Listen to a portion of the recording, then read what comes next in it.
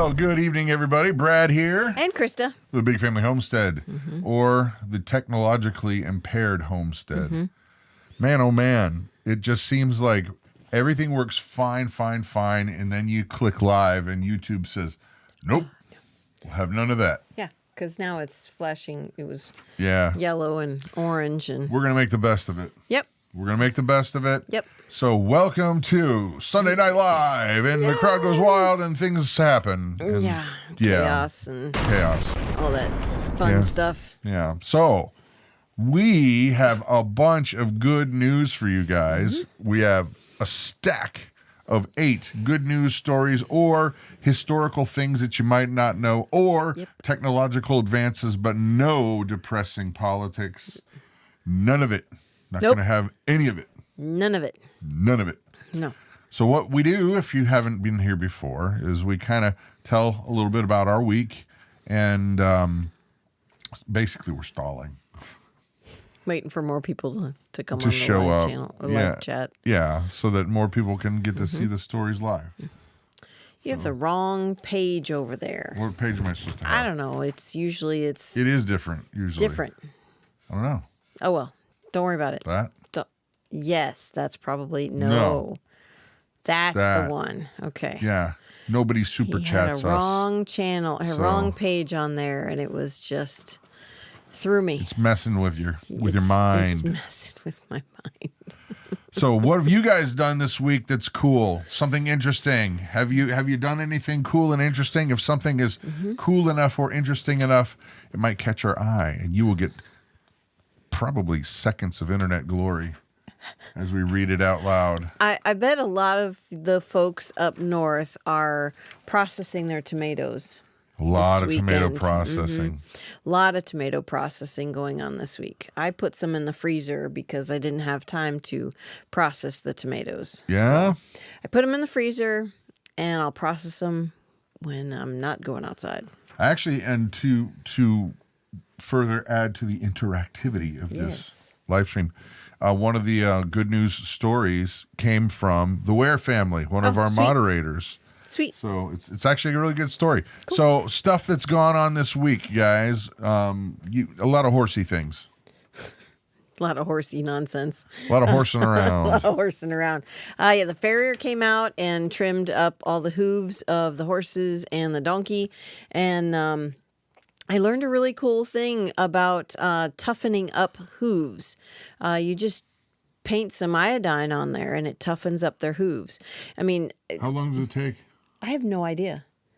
So I'll keep putting... Does anybody know how long you're supposed to put the iodine on? Yeah, our farrier told us about it, but we probably should have questioned a little better. Right. So, yeah, we've been putting on the iodine, and it's got to be a stronger iodine. It can't be like the 1% gentle iodine. It's got to be stronger, so we're using 5%.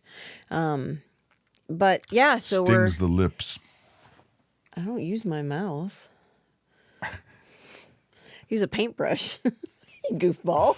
Can you put, what ladies do when they strengthen their nails? They put nail polish on. So could you just get a lot of nail polish for Selah? No. You could still get brown. I'd No one would know. I need a gallon. I'd need a gallon, and that would last not very long because her hooves are pretty big. By the way, if you guys see weird things flying through the camera shot, that's because the Asian beetles are back. There's probably a good 50 on the roof. And when we left earlier today to do 0. something that or we'll was tell there you one? about, might have been 2. Oh my gosh. Asian beetles. They look just like Ladybugs. but they're not. They're different. Yeah, they're slightly different creature. color. They're a little more orange than ladybugs. But these things, they bite. They bite. They bite. They're mean. They bite. And then if you squish them, They sting. they stink. They stink and bite. They stink and bite. Yes, there is conditioning polish for the hooves, but we are going to be doing something else that I'll tell you about in a minute. So interesting thing, Carolina guy says he replaced all the lighting and housing on his 95 Chevy pickup truck. Nice. That's very cool. There was another one, Boys Day Out. They're down there in Florida helping clean up, it looks like. Wow. Running on a generator for 52 hours, that does count as interesting. Yes, Yeah, I agree. I would say so. And Lola Granola says, ah, that sounds pretty interesting too. So Funny. Scott M says, grr. Oh my Anything that goodness. flies at our house is sky raisins for one of our dogs. Oh, that would be great. That's funny. Sky raisins. Sky raisins. Okay, so other stuff that's gone on. We went on, as you can see, I'm glowing and my hair's blown back. I've got the wind blown look. Why? Because it blew in my hair. Therefore, it's blown by the wind. I've got the dirt look going because I rode in the rear. in the rear and She was the caboose. It's pretty dry up here, so the roads are really dusty. Yeah. And I kind of hung back quite a bit, but no, it doesn't work. I came home and wiped my face down with a dry paper towel and it was dirty. Yeah. It's gross. ATV ride. We went up to the highest point in Wisconsin. It's a place called Tim's Hill. Yep. It's nearby where we're at, Yep. which is nice. But all in all, we still drove 26 miles. Yes, there and back. Yep. Yep. And I've got some cool drone footage. I brought my drone because all the leaves are changing up here right now. So it's all the bright oranges and yellows and mixed in with the greens It's and browns. gorgeous. Yeah. And Absolutely gorgeous. went over a lake that's just it was really depressing because it's a beautiful lake and then we look over and there's a tire. Yeah. Somebody threw a junk tire in there. Yeah, It's it was like, why would you do that? It's a beautiful pretty lake. lame. It's pretty lame. Somebody doing that. Somebody gets uncool points. Yeah. Whatever cool points you had, You got none now. None. we're taking them away. Yeah. But yeah, no, it was so beautiful. We hiked up this hill and the peak is 1,951 feet. Yep. That's the tallest point in Wisconsin. A geological point, I should say. And it was great. It was really beautiful. It was really beautiful. But we're going to share that video Yep.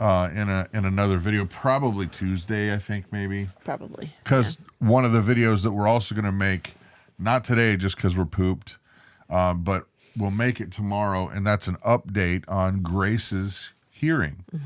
We went to the audiologist and the ENT. ENT.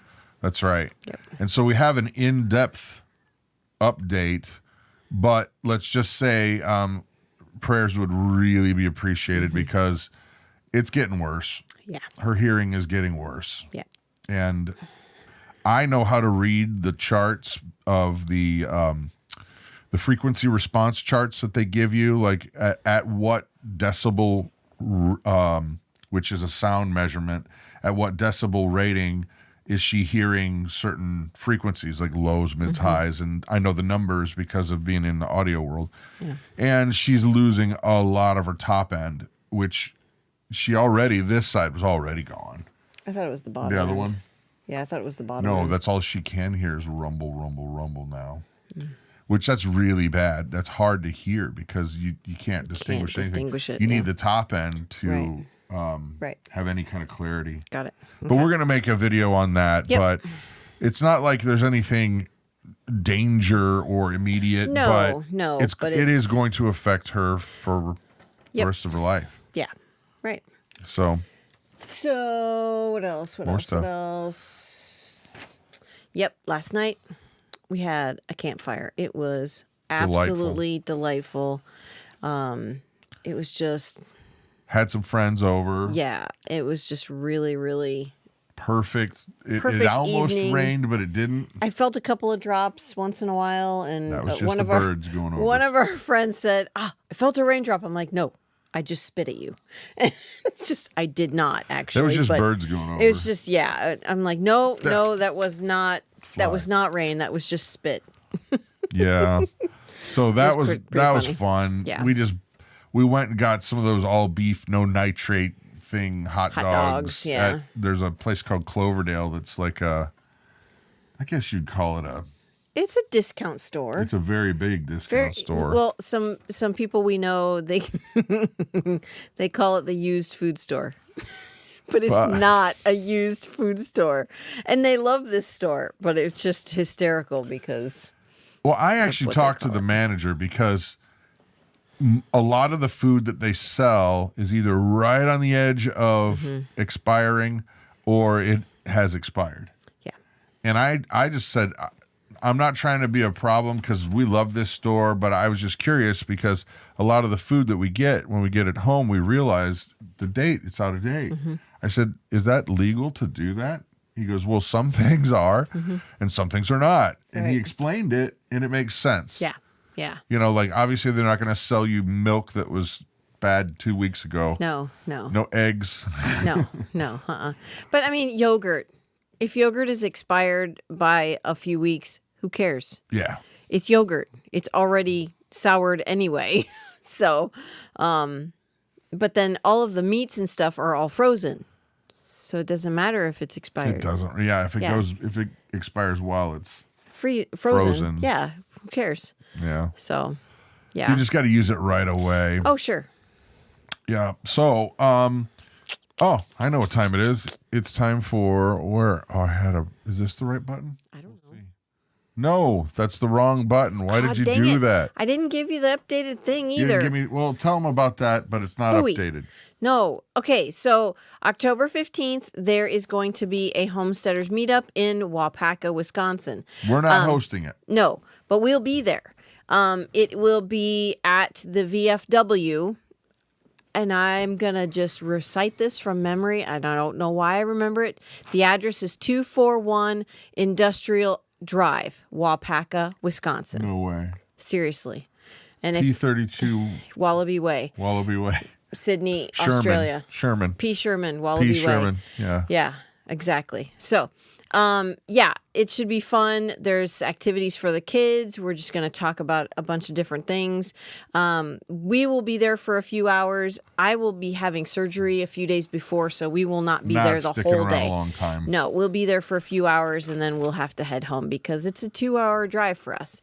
So, or a little more than 2 hours. So, you ready? It's time. Sure.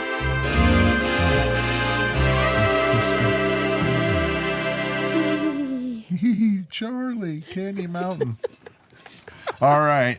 This is the portion of the evening where you say what you learned this week. And Mike DeFazio, I do expect something cool that you learned because he's a learner. Same thing with Don Crisp. That guy learns like nobody's business. Boys' Day out, they learn. What did you learn this week? Everybody's got to chip in. So, that said, Mamacita.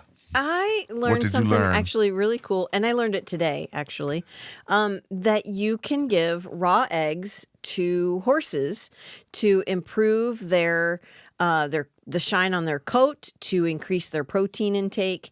It's great for hoof health and all around great thing for horses to have. So we have an abundance of raw eggs. And so we're going to start giving our eggs to our horses. Not all of them. We'll give them just a couple a day. But I learned that in the Irish and the English, their racing horses, they give them raw eggs and Guinness beer. Well, that's why the Irish horses never win. That's why they need those barriers on the side to keep them on the track. Donk, donk, donk. You're playing Frogger or something? Just keep it in the uprights, man. Keep it in the uprights. Oh, no, it's Pong. Is that what it is? Not sure how interesting this is, but I finally upgraded a PC to Windows 11. Why would you do that?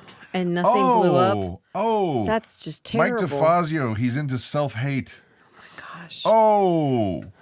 Windows 10 has actually been working so good for so long, even though I don't like the guy who's running it. No. Oh. That's like you just threw a dirty sock in my face, man. Why would you do that? Oh.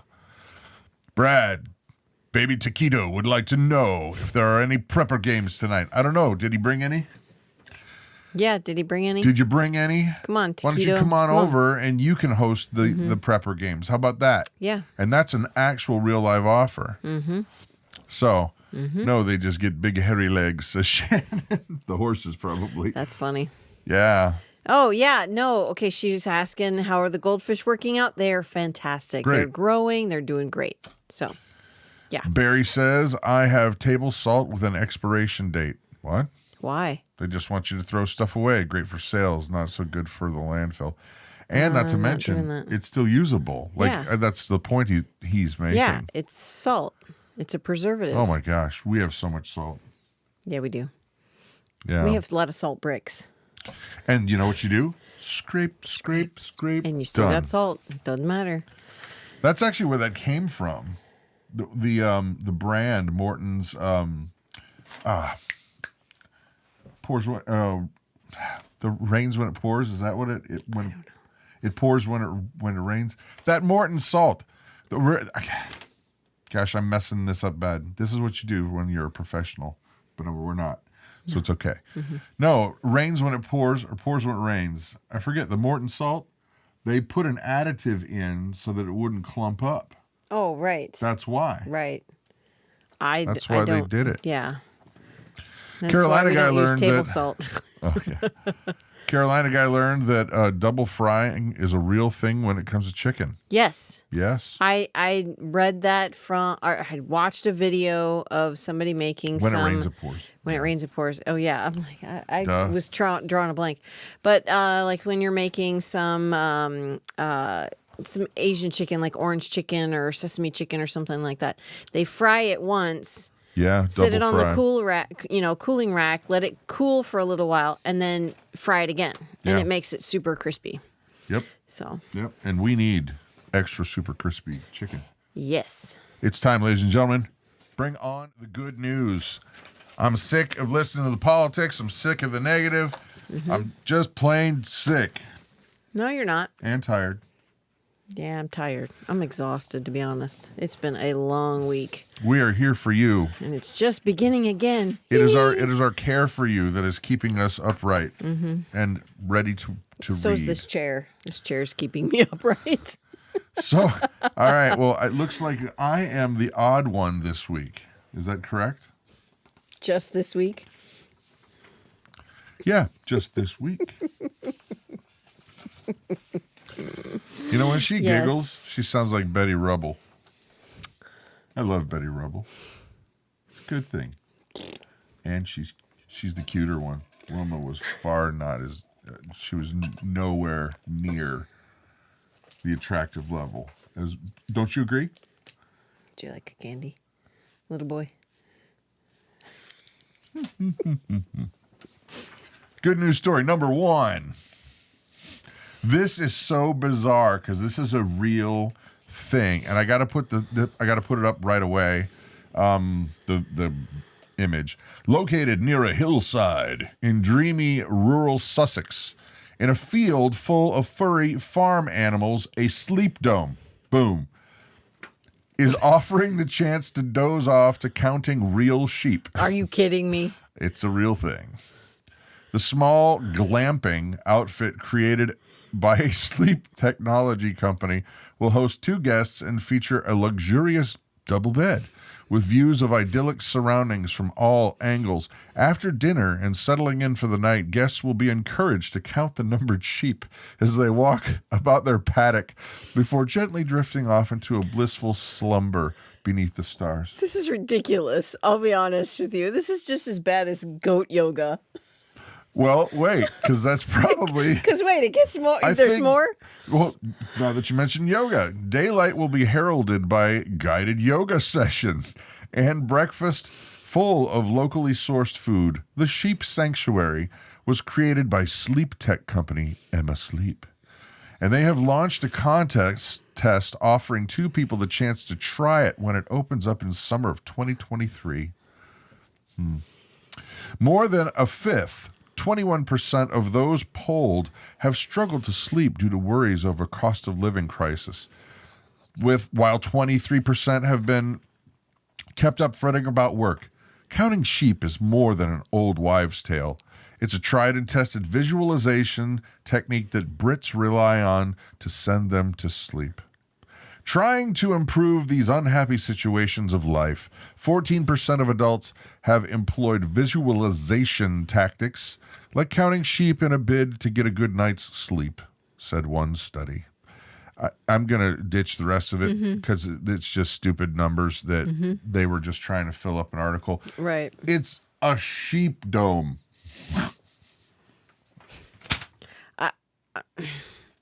Okay, here's one thing. Bring it on. Goat yogurt. That's funny. I've never actually had goat yogurt. You could. But yeah, you can make yogurt with goat milk, Could. but it's going to be a stronger flavor, I think. Ooh. Yogurt but that tastes like... how about hard work? We work so hard. I mean, Sleep is not a problem. Sleep is not a problem. I'm asleep within 5 minutes. My head hits the pillow and I'm out. I mean, geez, I sit in the chair when we watch a movie and I'm out. Jess has the coolest comment ever. I'm not into counting sheep. I talk to the shepherd. Mic drop. Here. Awesome. Don't drop it. That's not cheap. Don't do that. Mic drop. Heck yeah. Holy smokes. Wow. That is I need to It's like a yurt. It's a clear yurt. Yeah. A sheep yurt. That is. You know what? Depending on how many sheep there too, they're going to be peeing on it. Well, it They're looks gonna like walk it's over there. closed. Like sheep can't get into it. No. I'm. Oh, right, but they're They're peeing gonna on pee the on deck. that for yeah. sure. Oh yeah. Because they do that. Oh yeah. They just hang out. They go everywhere. They're not like horses. Horses and donkeys pee in one particular spot. Where sheep and They cows and goats, they go everywhere. They're walking and they're pooping. Yeah. Dottie likes to, pee in the stanchion, when I haven't let her out fast enough. Yeah. Jeez. All right. Anyway. All right. We have far too much free time on our hands. Oh, man. As the Western world, because I yes. count them in the West. Yes. Oh, yes. Give it up for Tim. Tim. This right. was Ware family's story. Okay. Give it up for Tim. Or Boom. give it up for a man who Tebow. gives it up. Even if he's giving up his Heisman Trophy. His Heisman Trophy. His Heisman Trophy. His Heisman Trophy? His Heisman His Trophy. own. His own that he won. Shut up. No. His Heisman Trophy. His Heisman Trophy. Go with it. If there's any doubt that Tim Tebow gives back, I bring you a story that I hadn't heard until this week. Actually, I heard about it today, so... It's kind of cheap. Yeah. But... It's a story about a kind gesture that was spurred on by none other than Coach Nick Saban. That's how it's pronounced, right? Saban? I met him. I'm guessing. I don't actually know. Oh, okay.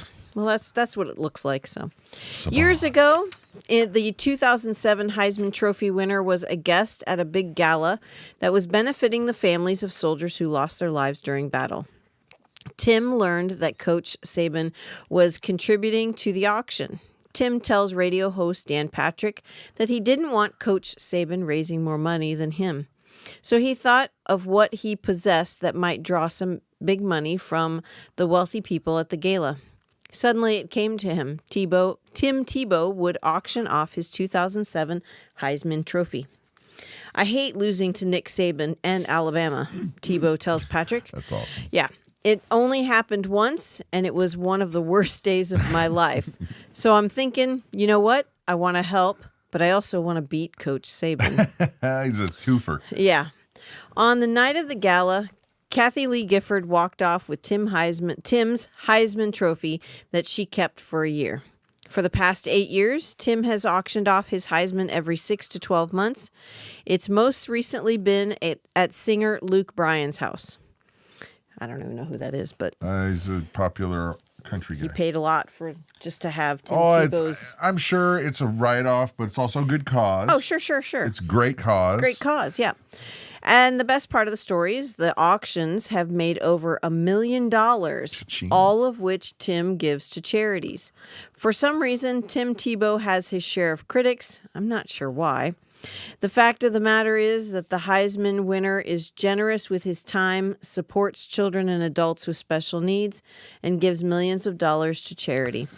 He's also kind and patient, a believer who is proud to share his faith. So give it up for Tim. Give it up for a man who gives it up. He probably doesn't need me to do this, but if he's ever in Wisconsin, Culver's. That's right. For you, my friend. He's right. a big man, too, so he might need two. He might need a couple. Two. Or 4. I'm saying. Yeah. Gotta love it. Yeah. Thank you for sharing that story, Ware family. Yep. Oh, and here, we need to put the pause moment on because David DeBarge is trying to cause a problem. He's trying to cause a problem. Hey, guys, I was just wondering if you registered your garden yet. He's not trying to cause a problem. No, he's poking the bear is what he's joking. doing. I know what he's joking. I know what he's doing. Poking the bear. No, no. We will not be registering our garden. Not now, not ever. Something about hockey sticks and H or something. I don't know. Something like that. Something. Yeah. That's a hard no. Yeah, hard no. Yeah. Hard pass. Mm-hmm. All right, this is cool, and I'm probably just going to skim this article too, just because I like to highlight some of the technological advances especially when it helps out kids, you know. And this is one of those. But there's going to be stuff in here that's just like extra information that they were just fillering the article. Okay, this little girl here, she's a cutie. Oh my goodness, she is. A little girl with a debilitating lung disease is running around freely again thanks to what her mom is calling a miracle drug. 7-year-old Harriet Core has cystic fibrosis and has had to endure coughing fits and weakened immune system all her life. CR is a condition that disrupts the body's ability to produce certain fluids. And for a variety of reasons, this results in an almost perpetual bacterial infection in the lungs, but also metabolic. No, it's metabolic. Okay, sure. Metabolic issues such as diabetes. With her health declining, Harriet's mom, Emma Core, campaigned for 7 years for her daughter. 7 years, that girl was sick like that. Yeah. To be granted access to the drug Orkambi, which is available in the U.S. Core teamed up with a group of parents who have children who have that have CR and lobbied the government to get the drug available on NHS. That's their health system in Great Britain. Orkambi was made available in October of 2019, and then another drug, Kaftrio, was also green-lighted in February of 2022. Orkambi didn't improve Harriet's condition, but as soon as she started taking Kaftrio in February of 2022, there was an overnight transformation in her health. Now the schoolgirl is able to run around and keep up with other children her age, has gained weight, and is no longer kept up all night coughing. Her lung capacity is now at 120% after plummeting to a frightening 67% at worst. Oh my goodness gracious. Yeah, we know about watching those oxygen levels because we've had so many issues with our daughter Grace that we know, okay, X level is pay attention level, starts to drop here. That's get worried and pray a lot level. Right. Then this is like ER, get there now. Right. Which is, okay, so this is strange. It says that cystic fibrosis is called CR. Here it's CF. Yeah. So that's a very strange. Those silly Brits. What are you going to do? Right. Gotta love them. Yep. God love them. Yep. He does. I know he does. He does. I know. Yeah. All right. This is a really, really neat story. Okay. Mr. Francis Burdett was approaching retirement age, and yet he was determined not to do as many of his retired friends had done, sleep late and fade away.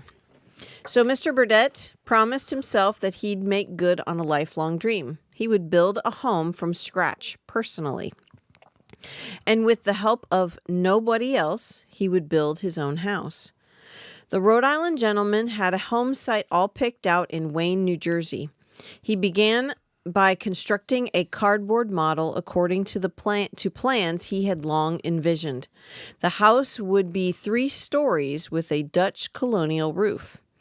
One day, the actual construction of Mr. Burdett's dream house was underway. At first, the amateur craftsman attracted little attention in the neighborhood. Folks in Wayne had seen homes go up before, and then one by one, the neighbors began to take notice. The builder, Burdett, was a senior citizen, and nobody was assisting him on the job. Passers-by asked predictable questions. Would Mr. Burdett like some help on this project? No, thank you. He was doing just fine. Had Mr. Burdett ever built a house before? No, not counting the work shed out back where he slept. This home was his first. As the months passed, more and more neighbors stopped by to observe Mr. Burdett's progress, and the 65-year-old builder gave those observers some exciting moments. Having completed the entire first floor first, then he started the high work, started climbing around on a 22-foot ladder to reach the top of the second story on the outside. Mr. Burdett's sometimes unorthodox construction methods made onlookers smile, but nobody was smiling on the day the ridge board was due for setting. One woman had journeyed all the way from Virginia to watch. The human interest-seeking newsmen were gathered at the site for the ridge board. That's the horizontal beam which runs the length of the roof, the highest structure in the house. That huge plank is usually set in place by 2 or 3 or more carpenters working together. And yet, here was dear old Mr. Burdett refusing assistance, determined to do it all by himself. And he did, all by himself. Whoa. It took a pulley contraption of his own invention, but Mr. Burdett set the ridge plate, winning the relieved to cheers and the applause of all assembled. The entire project took 2.5 years.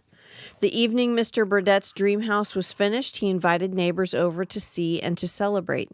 A few visitors confessed that they had their doubts along the way, and yet all of them had to admit Mr. Burdett had been the right man for the job. Well, the house that Burdett built more than 70 years ago still stands in Wayne, New Jersey.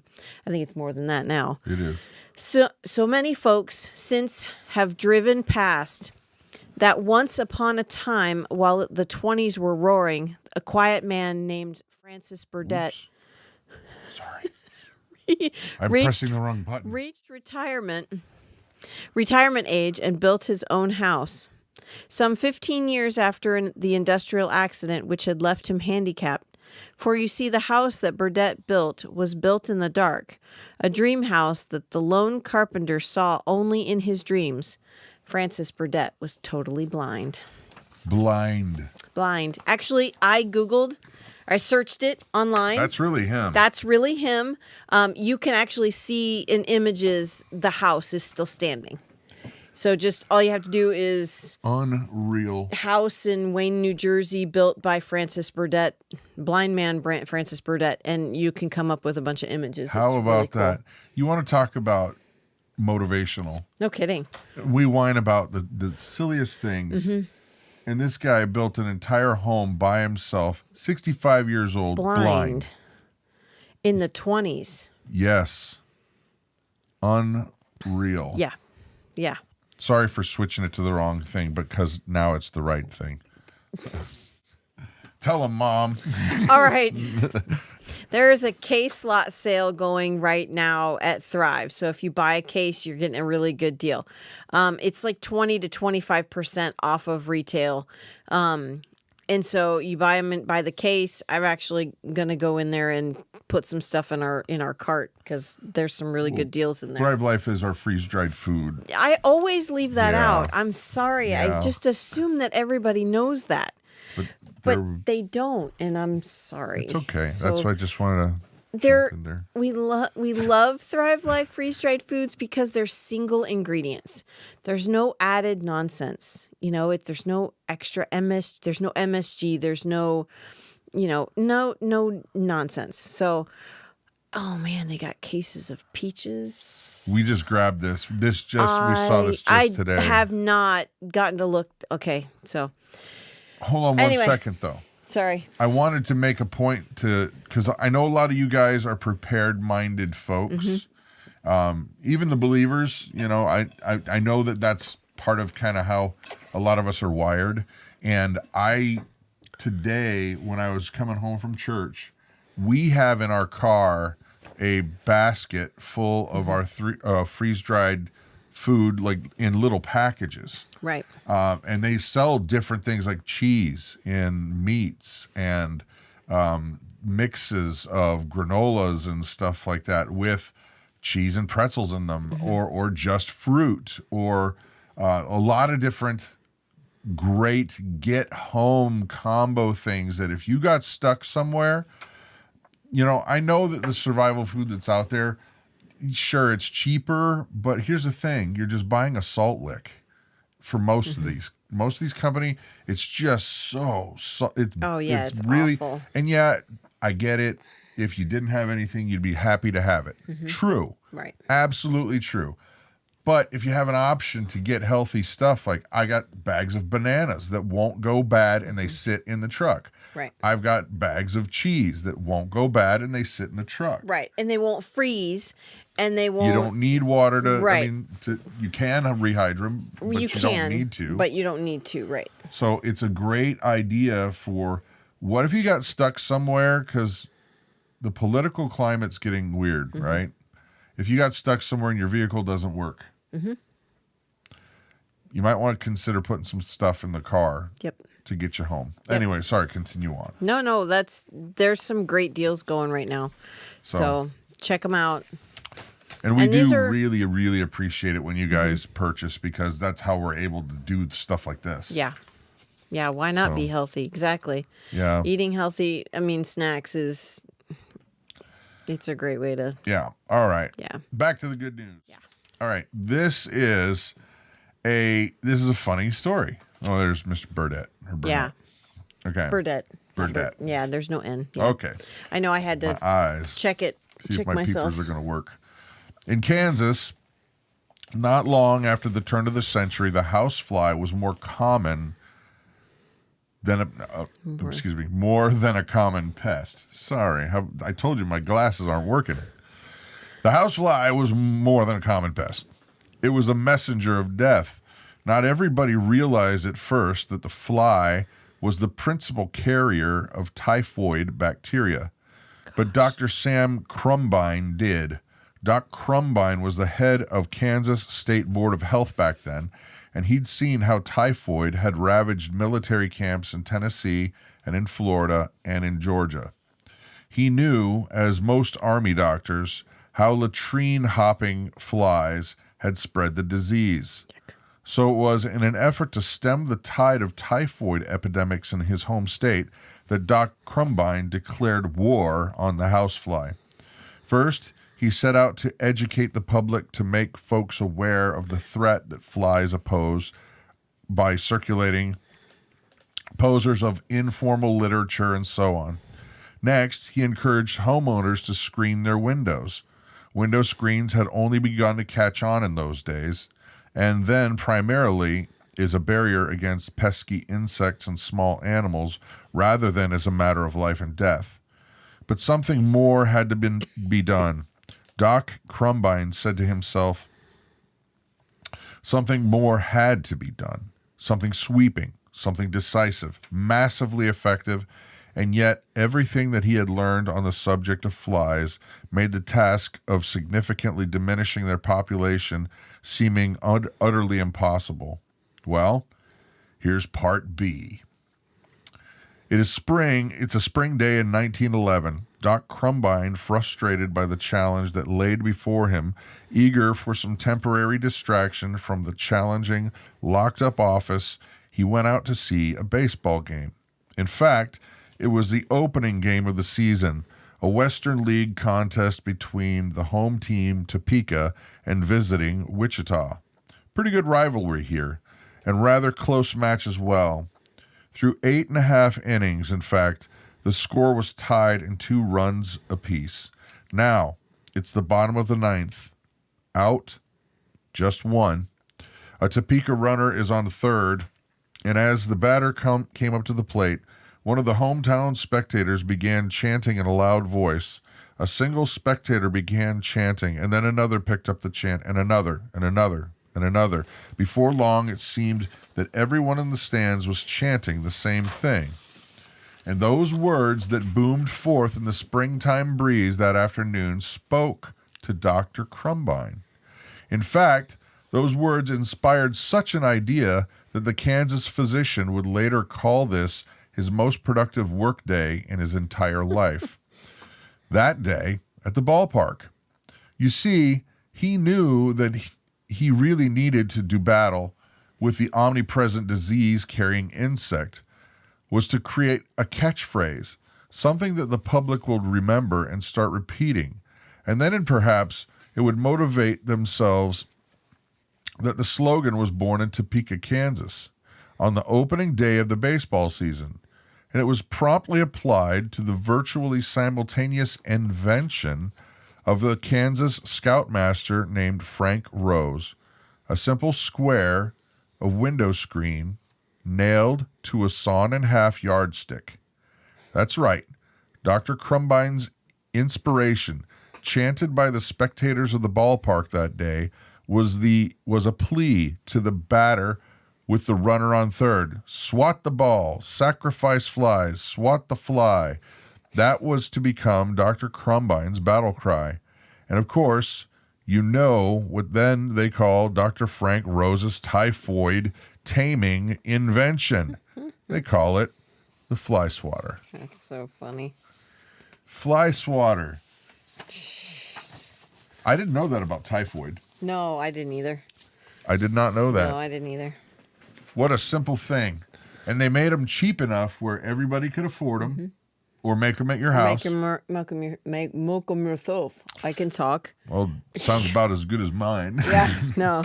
Well, and I love how, the Ware family, they, sky raisins, but the ones with Sky typhoid raisins. are spicy sky raisins. This is actually a true thing for our house because we have animals nearby. So once in a while, the flies get crazy in the house.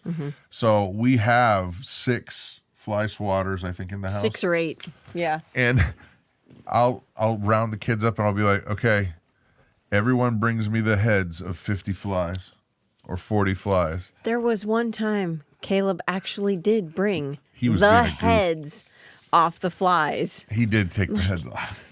He was being goofy, but Dad was kidding. He didn't actually mean bring him the heads. He just wanted you to kill I had them. a friend over and he was trying to be, He's trying to be funny, impressive and yeah, funny.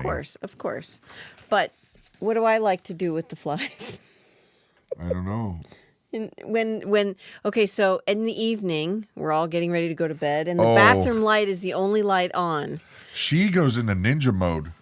So we close the doors It's to like the bathroom. I forget what movie it is, but there's an Italian mob movie where there's a bunch of guys at the bar who are bikers and they're trashing the place, and the mobs come in, and the first thing they do is they lock the door. You're not getting out. Funny. So I shut the door to the bathroom, and I just start swatting them. I hit them midair.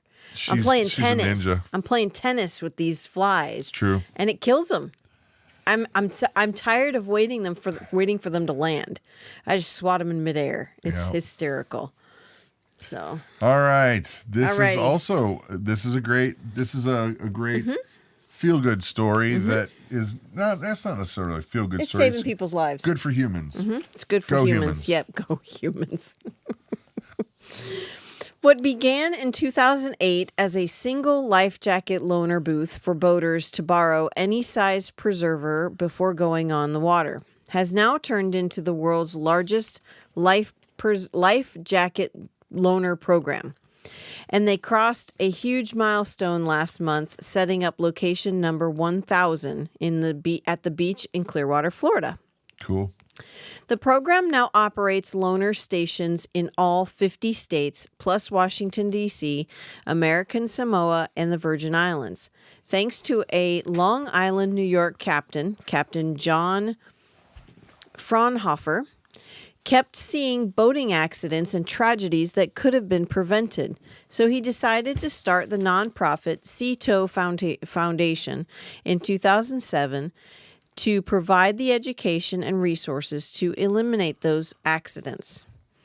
He started the Life Jacket Loaner Program the following year to prevent drowning by providing free life jackets that boaters of any size could borrow and return at the end of their outing. The lifelong seafaring New Yorker passed away in 2015, but his legacy lives on through the efforts of the foundation and his daughter, Kristen, who is now president of the board. Nice. Since 2008, we've distributed over 90,000 life jackets, said Gail Culp, the group's executive director. We believe that financial struggles or lack of access to resources should never be an obstacle to safety. It's truly game-changing when someone puts on a life jacket, according to Captain Kale, the commander of the U.S. Coast Guard in St. Petersburg. Mm-hmm. The statistics don't lie. Life jackets save lives. This means an awful lot from an outreach and education standpoint. That's awesome. Yeah. If you don't have a life jacket and you can't wear one with this program, there's no reason for someone to go out in the water without one. Nice. Yeah. So that's really, really cool. Nice. Yeah. Well done. And Yeah. we used to live near there. Yeah. Yeah, we did. Real close. Geez, we were in St. Pete.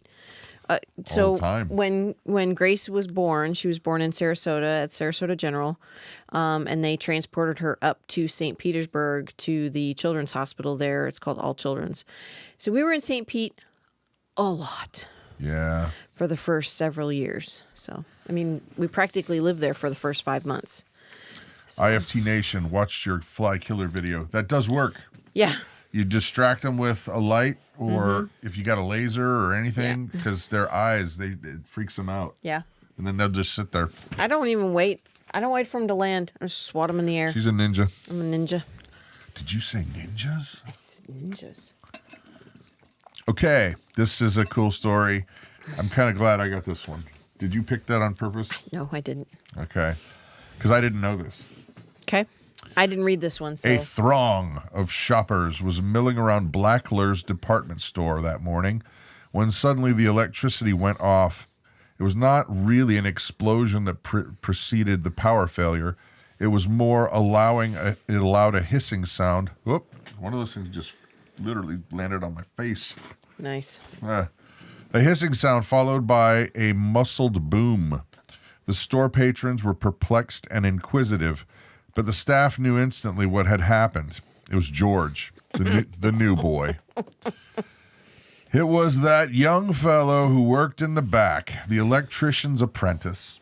He was at it again, had doubtless connected wire A to terminal B or some such thing, and had once again blown something up. Oh, boy. For moments later, the electricity was restored, surely by the chief electrician, who was simultaneously replacing a fuse and scolding the underling. The sales clerks could hear it all. Don't ever fool with that, George's employer was admonishing. Stick to cleaning those strings of Christmas lights until you know what you're doing. And George was nodding dumbly. Should he get fired from his job, especially after dropping out of school, his father would be most disappointed. Dad was depending on an electrician to fill out the family business. Brother Harry was already a fine mechanic. Brother Peter, a skilled auto body worker. I'll set you up with your own garage, he promised the boys, if George can handle the electrical work. George had thought it was an offhanded comment, but Dad's high expectations became evident when that same season George was presented with a set of handsome electrical screwdrivers. Oh, my. Now he had to succeed. And for that moment, as a trembling-handed apprentice electrician at Blackler's department store, success meant simply trying to avoid failure. George's father wanted a fine education for him, but his limitations in that area were painfully clear. Before leaving school, he had failed every subject except art. Jeez. And he had passed that only because his art teacher had taken pity on him. George's parents never saw that last report card. George burned it. And if he were not careful, that same fate awaited Blackler's department store. And yet in this, at least the store owners were fortunate. George's next short circuit, while rendered smoke, did not cause a fire, except in the boy's employment status. He was fired. That evening, he stood before his parents, his head hung low, trying to explain that he was just not cut out to be an electrician. Then how would you earn a living? His father wanted to know. Well, another job, the teenager said. Then the next day, he was going to work full-time with the quarrymen. With the quarrymen? Both parents shook their heads. By this time, George had discovered the profession for which he was indeed perfectly suited. For those who got that first whiff of ozone and smelting insulation back there at Blackler's department store in 1959, those people, in a sense, were experiencing history. A teenager's first mishap on a path leading directly to the quarrymen, for that was the name of the first rock and roll group that George joined. Of course, you know what happened when George Harrison and his friends changed their name to the Beatles. That's awesome. That's so funny. A dropout who failed everything. Everything except art, because the art teacher had pity on him. That's couldn't cut it. That's so funny. Couldn't cut it. His dad arranged for a job that he just probably hated. Oh my. Yeah, I think George Harrison probably made enough money in his life to support Yeah, I think so. everyone he knows. I think so. Yeah. Yeah. Goodness. I didn't know that they were called the Quarrymen. I vaguely remember that for some reason. I mean, I wasn't alive then, but I vaguely Not as good remember as hearing it's that. not as good of a name. No, definitely not. Definitely not. Well, and you know, in all honesty, I'm going to leave this up just because they're cool. The Beatles are cool. Yeah. In all honesty, though, I think the public education system is failing in this regard. They try to get you to fit in a box of learn this stuff that everybody else learns. Yeah. And you're supposed to be just like every other kid, and that's just not how some people are wired. Right. And I think it would be really, really awesome is if they took half of the high school years and made them apprenticeship years. Right. So get your reading, writing, and arithmetic basics in your first 2 years, and then the second 2 years, I think they should maybe split it into half-year chunks. Right.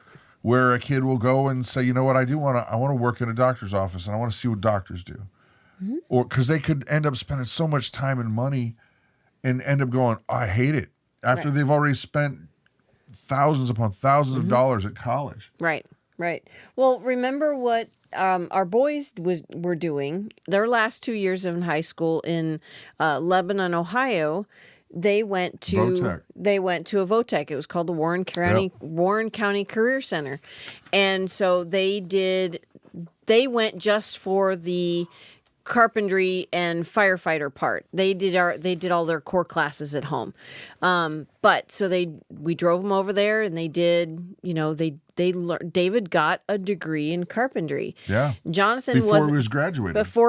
When he graduated high school, he Right. had a degree in carpentry.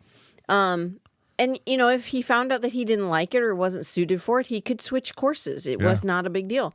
And it was really, really reasonable. The price for it was less than, it was a few $100s. So what a shocking story. That's so funny. And I know they have them for like police and all kinds of different things still to this day. But I'm even saying go further than that. Like you could have local professionals who say, I will allow like 10 students during this year to come and shadow X time.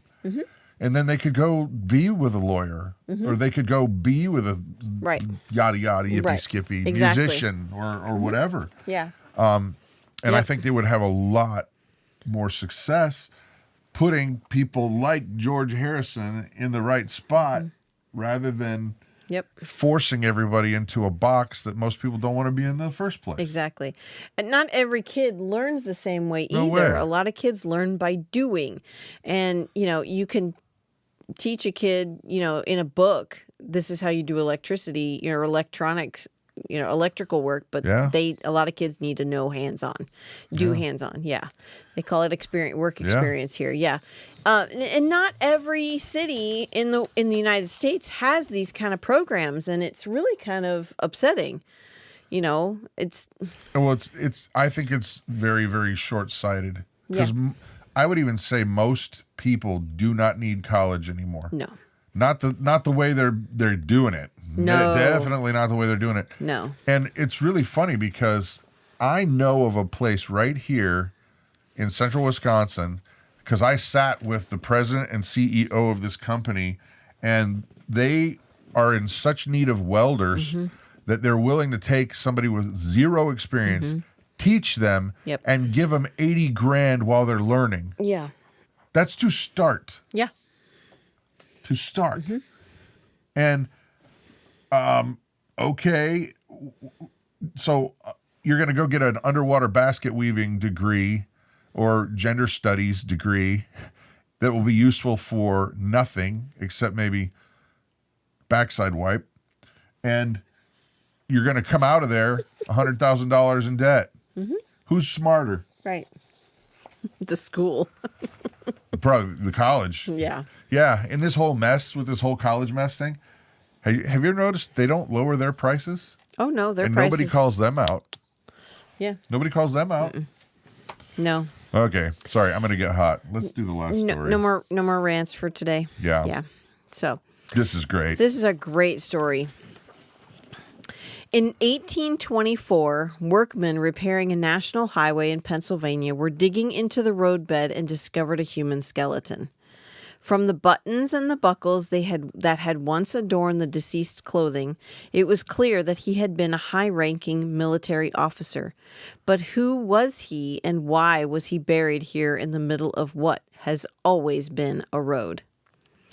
You may address him as Lieutenant Colonel, sir, if you wish, but considering his considerable winnings as a gambler in the game of life, one might more appropriately refer to him as Mr. Lucky, and so we shall.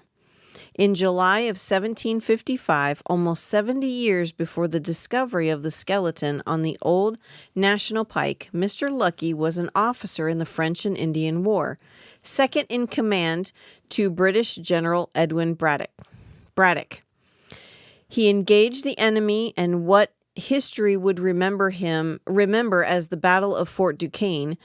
With artillery blazing all around him, he suddenly felt a sharp tug at his coat. He glanced down to see that it had been ripped apart by French bullets, which apparently had passed within fractions of an inch of his vital organs.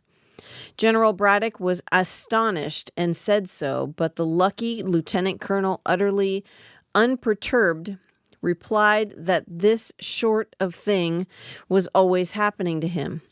Of course, he did not have the time in the heat of the battle to recount the numerous instances which he ought to have drowned, but did not, in which he had been fired upon point blank, yet miraculously escaped without a scratch.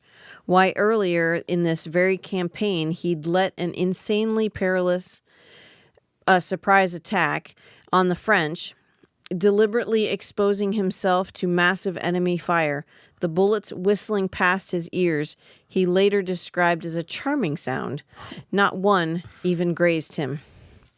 Experiences such as those only reinforced Mr. Lucky's conclusion that Providence had rendered him invulnerable, perhaps for some special purpose in life.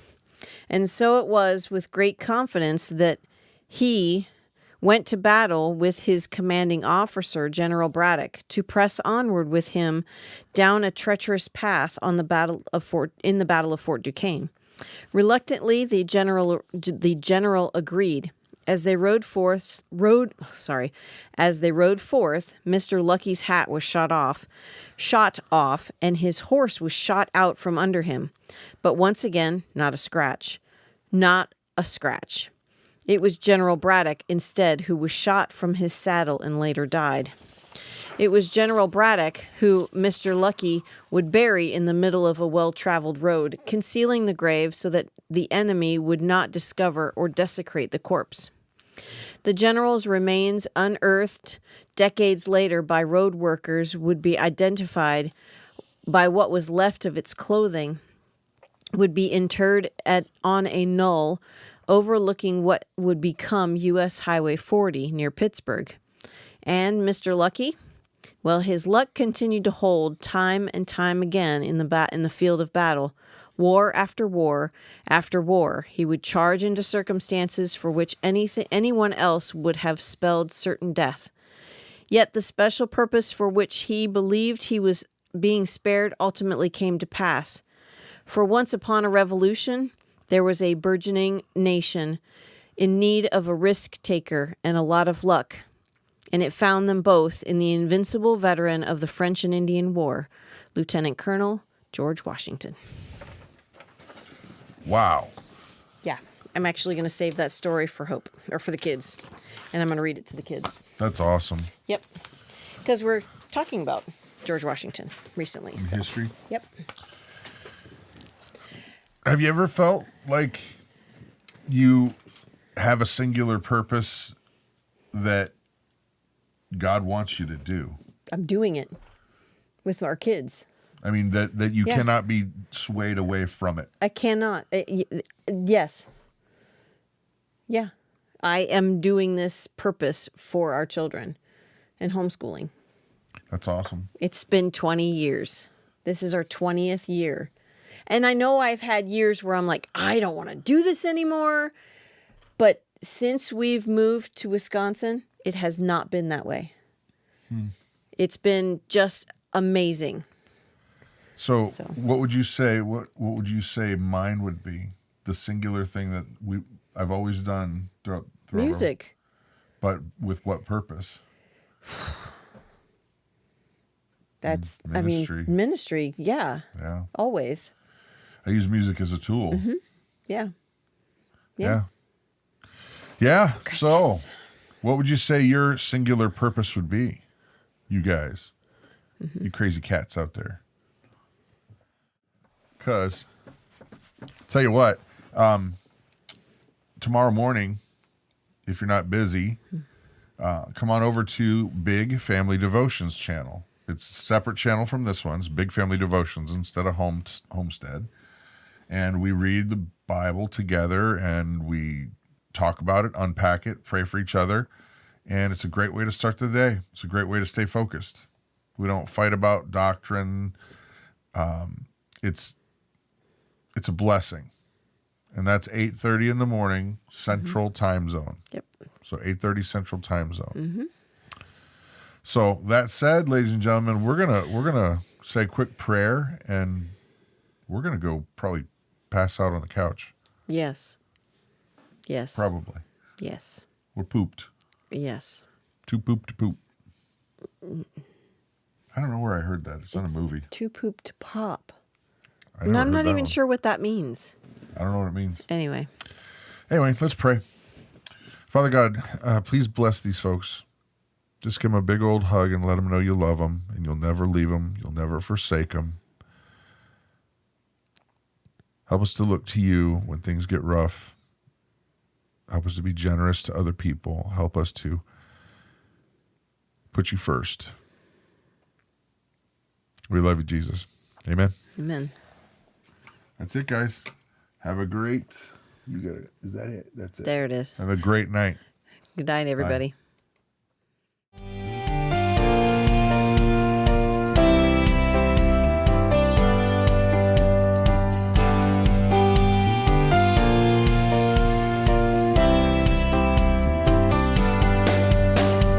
Trust in the Lord with all your heart, and do not lean on your own understanding. In all your ways acknowledge him, and he will make straight your paths.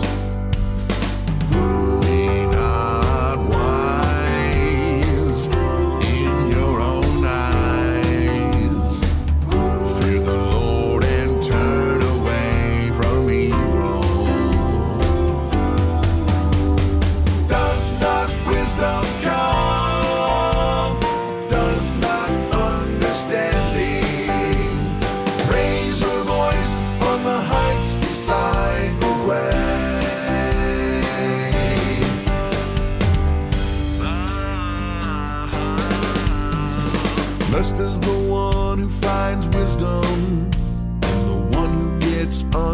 understanding. For the gain from her is better than the gain from silver, and her profit